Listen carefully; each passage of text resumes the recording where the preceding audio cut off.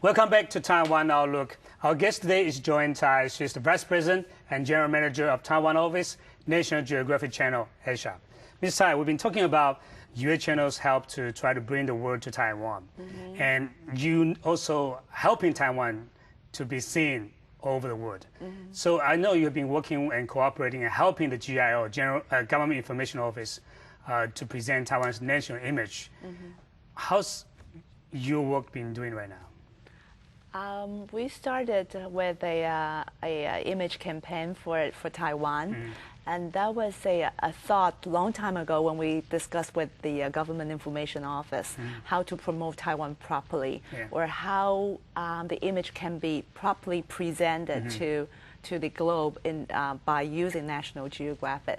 So we share a lot of examples that we had done for other countries, and then came out with an idea because in terms of long-form stories, like we did for in the past, and those are the short-form vignette, only 30 seconds.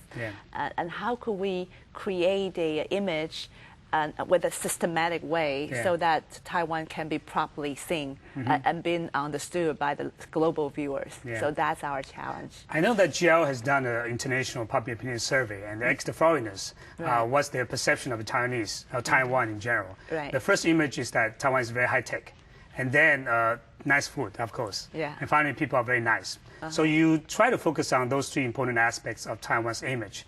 Let's take a very let's take a view of the short clip that you've done for the GIO on the high-tech of Taiwan. Let's take it to VCR.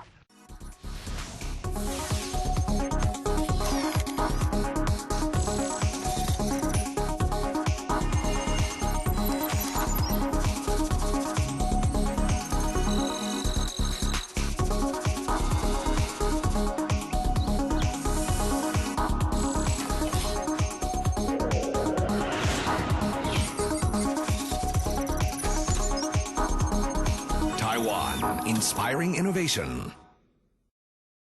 So this is very impressive film, right? And what's the main message or theme you want to deliver to the viewers by producing this Taiwan inspiring innovation? Right. Actually, we had a lot of discussions and how to present Taiwan in the right way, because there are so many different aspects that you can showcase Taiwan. And then we try to see, okay, if we come up with one thing, which is because Taiwan is famous for the high tech. That's right. And this is something that everyone should feel proud of. So those are the things there's no doubt about it. But how to get those, like how do people get inspired? So this is something that we feel, okay, if there's a theme, a concept which can extend to other different versions and which can be used for a long time. That's right. So then we started Taiwan Inspiring. So we started Taiwan Inspiring Innovation. So those are the things. But you can see from this 30-second clips that it covers the 101 building and high-speed train, and those are really influence people's life, or even influence the whole industry in the whole world. And so that's something that Taiwan has to feel proud of. So we just make them all together and then talking about the inspiring. Have you done any market research before you produced this film? We did a lot of discussion because for research, I think we already, as you mentioned, there already have some of the research has been done by GIO or Tourism Board. So we just try to combine them all together and try to use 30 seconds to tell a story. But it has to be very straightforward because it cannot be very confusing. That's right. But it has to be systematic or thematic. So those are the things that we try to bear in mind, and then we come up with this one that you just saw. Do you find it easier to produce a 30-second film or 30 minutes film? They are both challenging. I think for 30 seconds because it's very short, and then you have to show the modern world of Taiwan. And then what's the modern world? So all the images or the character that we are presenting, or each scene that we've been choose, and those has to be very very precise and very quick, and you can't waste a second to make the story out. So those are the things that we try very hard, and this is we've been creating all the different versions, and finally this is the final one. But in addition to presenting who you are, you also want to present to your viewers who how you are different from other countries, right? Yeah, you're right. What do you think that Taiwan is so unique in the world in terms of high tech? In terms of high tech, because, okay, I think we've been doing a lot of things similar promotion for other countries. But for Taiwan, we have to stand Taiwan as because Taiwan is a small country. Yeah. A lot of people know about Taiwan for the different reasons. But now we want to focus on, okay, Taiwan is something that you have to remember. That's the high tech or the innovation part. Right. It's a small island, but it has a great people to create a lot of wisdom or a technology that you can't just ignore. So those are the things that we're doing. It's different from the tourism board to promote Taiwan as a destination. So it has to come out with something that really feel, wow, this is Taiwan, and this is a place that, oh, where I got this product from. So those are the things. In addition to Taiwan Inspiring Innovation, you also produce another film called Taiwan Inspiring Lifestyle, right? Yes. Let's take a look at the Taiwan Innovation, Taiwan Inspiring Lifestyles.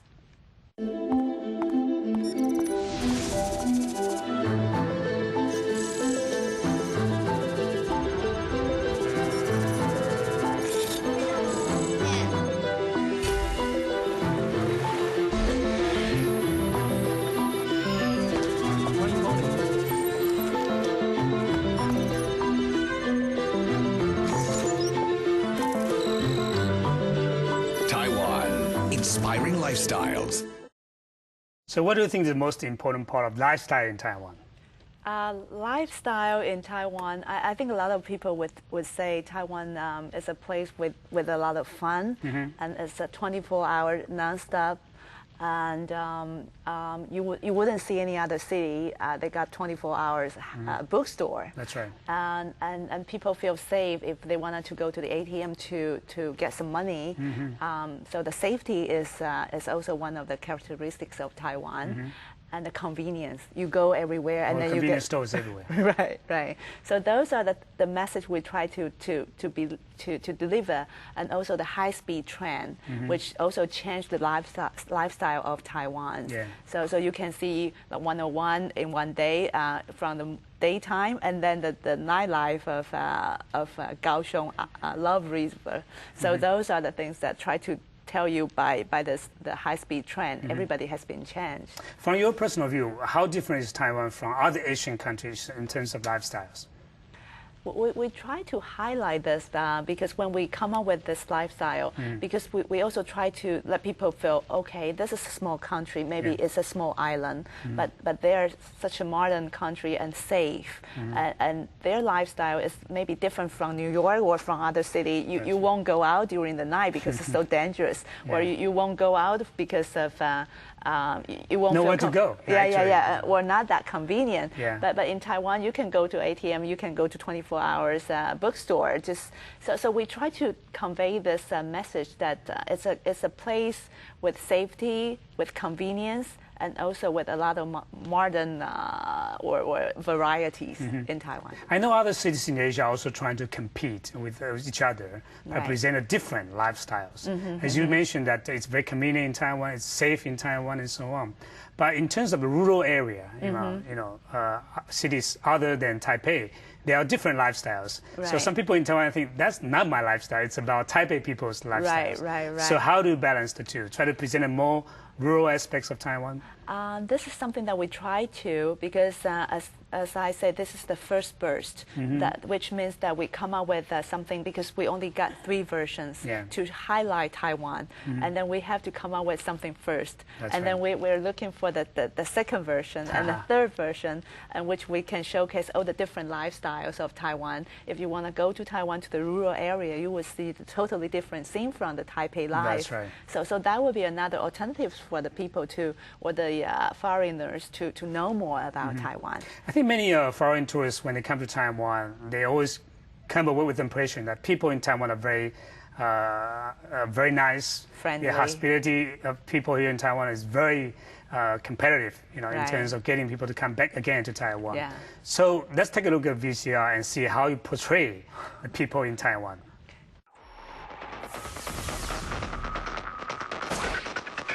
I'm from Taiwan. I love running. Running gives me the power to rise above any challenges. I have been running the Sahara for charity for the past few years. In 2006, my run was commended by the United Nations for highlighting the water crisis in Africa. I will keep running for a better world. Taiwan, inspiring people. So this film is called Taiwan Inspiring People, right? Right. So what's the message or theme you want to deliver to the audience or viewers abroad? Actually, when we were trying to identify who is the right person to speak for Taiwan, we had a lot of talks. I think a lot of people would say Wang Jianming, who is the famous basketball player, pitcher, yeah, right. And then there's so many icons for Taiwan which can represent Taiwan. But actually, Kevin Ling, who came up with our mind because he just finished the marathon of Sahara and came out with a big news in the global news, and then we thought that was a wonderful opportunity for us to get him into the film and then talk about. Because as you can see, he's small. He's not that big, and it's in some ways very similar to Taiwan. It's in terms of size, Taiwan may not be a very big country, but actually it presents Taiwan's people try to care for other people, and we are ready to devote or contribute what we are doing, and then we are not just in this island and then do our own thing. We care about people in Africa, in Sahara, for this water conservation stuff, and also we try to let people feel, okay, this is a caring country. It's a place that people are with hope. We try to run for not only our future, but for people in the whole world. We try to make that kind of message. And Taiwan keeps running, right? Yeah, keep running. Yes. Yeah. But apparently, try to make Taiwan noticeable, understood by the world in 30 seconds. Very tough, right? Yeah. So, what's the strategy to Right. make foreign viewers understand Taiwan in such a short time? I wouldn't say. I think the image campaign is only 90 seconds. You can see from the three different versions. So we wouldn't give us so much responsibility. Let's say, after seeing the three, we will change the world's impression on Taiwan. But actually, we try to say, okay, if you know Taiwan, there's another way to look at it. If you see Taiwan as it used to be, and we create a chance for you to think again, because this is another way to look at Taiwan. So this is. It's just too hard to just say, okay, those would change people's view of points. But we try to make Taiwan easier to approach, easier to access, or to deliver a very healthy, a very bright image towards the global viewers. So, it's unfortunate to say that some foreigners still confuse Taiwan with Thailand, right? Yeah. And apparently try to distinguish the two countries. That kind of image campaign is very important. Right. But in terms of TV stations doing the image campaign and the government doing the image campaign have different functions and different goals, actually. Right. How do you cooperate with the government Right. in producing such a national image campaign? Film. I think communication is very important. I think everywhere we all say communication is very important, but communicate with the government in the right way, or because I think we all aim for the same goal, because we all try to produce a good version or a good image campaign to promote Taiwan. That's right. And Government Information Office, they got their point of view, and our production team also got a point of view. And then we are kind of, our team here in Taiwan is sort of a bridge, because we know Taiwan and we all know National Geographic. But we have to make that make sense when that be shown on National Geographic global platform, because this bill will be translated into 34 different languages to 134 countries. So we have to make sure those stories are easier to understand, and this can be campaignable. So it won't be just one time doing this and then it's just been there and wasted the footage. You mentioned a very important keyword, campaignable. Right. What do you mean by campaignable? I think that this is, we also communicate with GIO is we don't want to do one thing just for this year. And this has to be something, no matter maybe the government, the officer will be changed or we will be changed, but the campaign concept or the spirit will be extended or can be carried over from year to year. That's right. So at least it can be extended for 3 to 5 years by using Taiwan inspiring. That's right. And inspiring in terms of what people, maybe the lifestyle, maybe the innovation, and what else? Maybe there's some cultural things or something just happened in recent years, and then we can still use those campaigns to deliver the similar message. So over 3 to 5 years, people get that kind of impression, and that's accumulated, and that would maximize the effect. So that would make it really different. Apparently, as you said, that to make it more successful, you need to have a long-term strategy. You know, you can just do it 1 year, 2 years. And I know you have also other programs, other projects working on right now. So when we come back, we will talk about your other key projects that can help us to be understood and to be, shown to the world. Don't go away. Stay with us. We'll be right back.